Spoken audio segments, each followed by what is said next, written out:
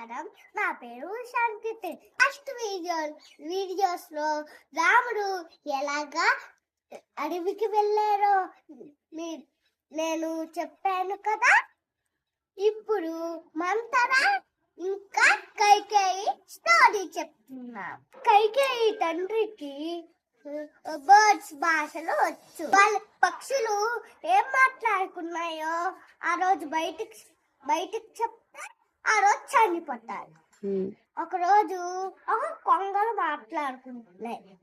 మాట్లాడుకుంటే అతనేమో నవ్వుతుంటే అప్పుడు కైకే వాళ్ళు తల్లి అడిగారు, ఏమి మీరు నవ్వుతున్నారు అన్నారు. అప్పుడేమో నేను చెప్పను అన్నారు. చాలు అడుగు చెప్పండి అంటే అప్పుడేమో వాళ్ళు తల్లికి వాళ్ళ అమ్మ వాళ్ళ ఇంట్లో తీసుకువెళ్ళి పెట్టేస్తే అప్పుడేమో కైకేయికి ఎవరు చూడడానికి లేరని అందుకే మంతరాని కేరుతాకడగా పెట్టాడు.